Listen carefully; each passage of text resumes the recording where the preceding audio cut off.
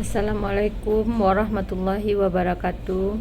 Baiklah, pada kesempatan kali ini kami dari kelompok 4 ingin menyampaikan hasil diskusi kami yang berjudul Pohon Keputusan.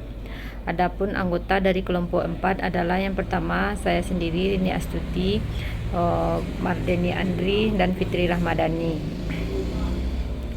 Pengertian pohon keputusan. Pohon keputusan adalah sebuah struktur yang dapat digunakan untuk membagi kumpulan data yang besar menjadi himpunan-himpunan rekod yang lebih kecil dengan menerapkan serangkaian aturan keputusan menurut Berry dan Gordon tahun 2004. Menurut Weld dan Corner, pohon keputusan merupakan suatu diagram yang cukup sederhana yang menunjukkan suatu proses untuk merinci masalah yang dihadapinya ke dalam komponen.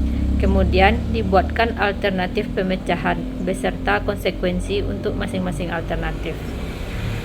Menurut Supranto, pohon keputusan merupakan suatu diagram berupa pohon bercabang yang menghubungkan antara alternatif keputusan atau tindakan dengan kejadian yang tidak pasti yang melingkupi setiap alternatif keputusan yang dipilih.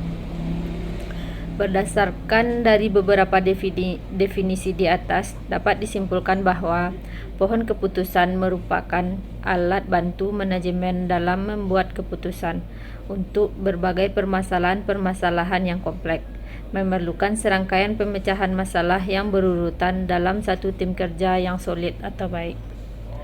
Manfaat pohon keputusan antara lain: 1. Memberikan kejelasan. Dengan menggunakan teknik pohon keputusan, dapat memberikan kejelasan dari setiap risiko, pilihan, dan tujuan dari pengambilan keputusan tersebut, sehingga para pengambil keputusan dapat menentukan tindakan yang memiliki kemungkinan terbaik. Yang kedua, efisiensi waktu. Dengan menggunakan teknik pohon keputusan akan menampilkan informasi yang tepat dan cepat, sehingga para pengambil keputusan tidak perlu memakan waktu yang lama dalam mengambil sebuah keputusan. Yang ketiga, memperkecil pengaruh orang lain. Mempertimbangkan keputusan orang lain dalam mengambil keputusan memang bisa menjadi sebuah pilihan, tetapi jika terlalu mengandalkan keputusan orang lain akan berisiko pada hasil keputusan. Keuntungan dari menggunakan pohon keputusan antara lain: 1. Menghilangkan perhitungan-perhitungan yang tidak dibutuhkan. Sampel yang diuji hanya berdasarkan kriteria atau kelas tertentu. Yang kedua, daerah pengambilan keputusan yang sebelumnya kompleks dan sangat global dapat diubah menjadi lebih simpel. Yang ketiga, analisis multivarian. Yang keempat, bersifat fleksibel. Kekurangan dari pohon keputusan ini antara lain: 1. Terjadinya overlap dalam menggunakan kelas-kelas dan kriteria yang digunakan dalam jumlah besar. Yang kedua, pengakumulasian jumlah error dari setiap tingkat dan sebuah pohon keputusan yang besar.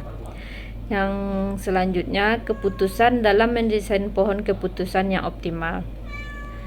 Yang keempat, hasil kualitas keputusan yang didapatkan dari metode pohon keputusan sangat tergantung pada bagaimana pohon tersebut didesain.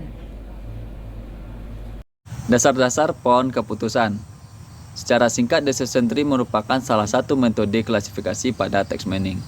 Klasifikasi adalah proses menemukan kumpulan pola atau fungsi-fungsi yang mendeskripsikan dan memisahkan kelas satu dengan kelas lainnya, untuk dapat digunakan untuk memprediksi data yang belum memiliki kelas data tertentu, menurut Jian Wei Han tahun 2001. Pohon keputusan dikembangkan untuk membantu mengambil keputusan, membuat serangkaian keputusan yang melibatkan peristiwa ketidakpastian. Salah satu contoh model pohon keputusan yaitu di mana sebuah kebijakan pokok akan melahirkan sebuah keputusan. Nah, dari keputusan tersebut maka dilakukan pelaksanaan keputusan. Nah, berdasarkan pelaksanaan keputusan tersebut maka muncullah risiko-risiko. Nah, dari risiko yang muncul tersebut maka diperolehlah sebuah kebijakan pokok baru. Selanjutnya yaitu prosedur dan tahapan pembuatan pohon keputusan, di mana tahap pertama yaitu membentuk sebuah pohon keputusan dengan menggambarkan cabang-cabangnya. Pada tahap kedua, membentuk suatu pohon keputusan dengan menyisipkan daun-daun dimaksudkan untuk menambahkan informasi yang relevan ke dalam pohon keputusan. Dan tahap ketiga yaitu memotong cabang keputusan dengan mengumpulkan informasi, merupakan tahap akhir dari pohon keputusan. Untuk membuat pohon keputusan, terdapat beberapa prosedur yang harus diikuti menurut Heiser dan Render. Yang pertama, pastikan bahwa seluruh alternatif dan keadaan alami yang mungkin terjadi dimuat ke dalam pohon. Jika dibutuhkan, pilihan solusi dapat mencakup alternatif dari tindakan, dalam tanda kutip, tidak melakukan apapun. Yang kedua yaitu konsekuensi, baik positif atau negatif, diinput pada akhir cabangnya yang sesuai. Konsekuensi tersebut merupakan efek dari sebuah peristiwa yang akan kita alami jika mengambil sebuah ranting keputusan atau jalur keputusan tertentu. Yang ketiga yaitu tujuan dari pohon keputusan adalah untuk menentukan nilai ekspektasi dari masing-masing tindakan. Untuk menentukan nilai dapat diuji dengan metode pengambilan keputusan. Contoh penerapan pohon keputusan. Tuan Masera adalah seorang investor pemula di mana ia memiliki uang sebesar 1 miliar dan berkeinginan melakukan investasi dalam penanaman coklat. Selama ini ia hanya mendepositokan uangnya di bank dan memperoleh keuntungan dengan dalam bentuk bunga deposito. Maka untuk perbuatan pohon keputusan sederhana bisa kita buat sebagai berikut. Pada gambar yang di samping, Tuan Masera memiliki dua kondisi alternatif keputusan. Ia mendepositokan uang di bank dengan mendapatkan keuntungan yang stabil dan terbatas, atau melakukan keputusan investasi dan penanaman coklat dan mendapatkan berbagai kemungkinan yang dapat terjadi. Kondisi sukses panen membuat ia mendapat keuntungan yang